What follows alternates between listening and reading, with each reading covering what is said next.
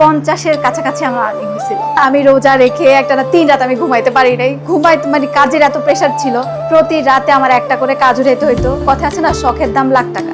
যাদের অনেক বেশি শৌখিন তারা বেশি কেনে, আর আমার প্রতিটা ক্লায়েন্ট এত বেশি শৌখিন, তারা কোত্থেকে যে আইডিয়া নিয়ে আসে। আমার নিজের উপর নিজে এত কনফিডেন্ট নাই, আমার ক্লায়েন্টের উপর আমার যে পরিমাণ, মানে আমার উপর যে পরিমাণ কনফিডেন্ট, ওরা কোত্থেকে একটা কাজ নিয়ে আসে বলবে, আমি যদি আপু এটা আমি পারবো না, রে আপনি এটা পারবেন, যে কিছু একটা করা যায়। যেহেতু আমি ফ্যাশন ডিজাইনিং এর উপর আমার খুব আগ্রহ, তো এরপর আমার একটা নিজস্ব একটা বুটিক্স ছিল, বুটিক্স নিয়ে কাজ করছি, ড্রেসের ডিজাইন করছি নিজে।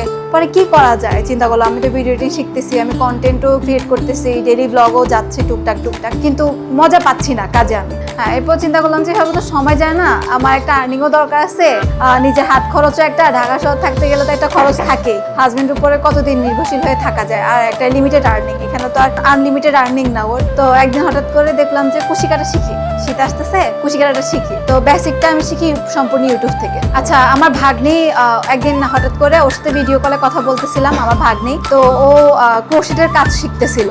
তো আমি জিজ্ঞেস করলাম যে কি করো তুমি, তো বলছে দিমা আমি ক্রোশেট করি। আমি বলি আল্লাহ, জিনিসটা তো সুন্দর, তাইলে আমিও করি, সময়টা কাটবে। তো ওই দিনই চিন্তা করার পরে সঙ্গে সঙ্গে হাজবেন্ডের সাথে বের হয়ে একটা সুই আর একটা সুতা নিয়ে আসছিলাম। তারপর বেসিক গুলো শিখলাম আস্তে আস্তে, কি করা যায়। বেসিক শেখার পর চিন্তা করলাম একটা কার্ডিগান বানাই, যেহেতু এটা অনেক ট্রেন্ডিং এ চলতেছিল, ফ্লাওয়ারের নিজের জন্য সেল যে করবো এটা মাথায় ছিল না আমার তখন ইন টোটালি। তো পরবর্তীতে এটা বানানোর পরে দেখলাম যে আমার ফ্রেন্ডরা, আমার রিলেটিভ, আমার ফ্যামিলি মেম্বার্স অনেক আমাকে উৎসাহ দিচ্ছে, আরে তুমি তো অনেক ভালো কাজ করতেছো। তারপর আমার হাজবেন্ড আমাকে বলে একটা কাজ করতে পারো, তোমার যেহেতু এত বোর লাগতেছে, এত ডিপ্রেশন কাজ করতেছে। আমি তখন এত বেশি ডিপ্রেসড হয়ে গেছিলাম, আমার মানে সারাটাক্ষণ মন মরা থাকতাম, কান্নাকাটি তো আসেই। মানে এমনও হয়েছে আমি রাতের পর রাত ঘুমাই না গেছে, খুবই মানে বাজে সিচুয়েশন, মানসিক ইয়াতে গেলাম। পরবর্তী আমার হাজবেন্ড তুমি এটা শুরু করো, এটা তুমি বাসায়ও বসে বসে করতে পারবা, নিজেরও কিছু একটা আর্নিং হলো, এত প্রেশারও নেওয়া হলো না, এটা তোমার ভালো লাগবে। পরে এই তো শুরু করলাম। প্রথম যখন কাজ করতাম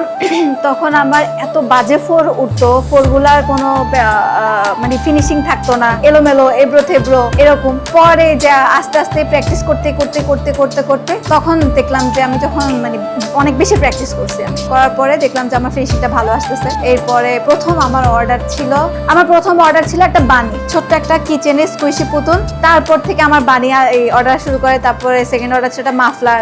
আচ্ছা, এরপরে যখন করতাম টুকটাক, তারপরে আমার আমার ফ্রেন্ডরা, আমার ক্লাসমেটরা সবচেয়ে বেশি আমার এখানে রাখছে, অনুপ্রেরণা রাখছে। ওরা বলতেছে তুই কেন আসতেছিস না, কিছু করতেছিস না, তুই তো ভালো কাজ করতেছিস।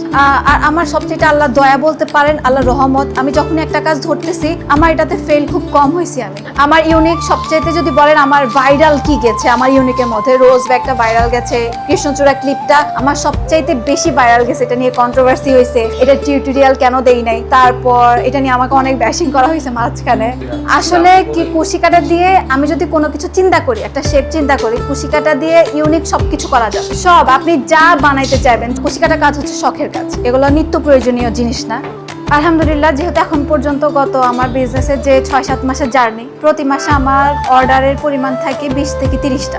আমি এর বেশি আমি নিতে পারি না, কারণ যেহেতু আমি একা কাজ করি, যেহেতু এখন একা কাজ করতেছে, আমার প্রতি মাসে 30-35 বেসিক একটা মার্জিনে আমার। এটা নিয়ে সবাই তো বিজনেস, যেহেতু বিজনেস দিয়েছি, সবার উদ্যোক্তা হিসেবে সবার একটা স্বপ্ন থাকে এটাকে আগে বাড়ানোর। আমার আপাতত আগে বাড়ানোর যদি ইচ্ছা থাকে, আমার একটা স্টুডিও বানানোর খুব ইচ্ছা।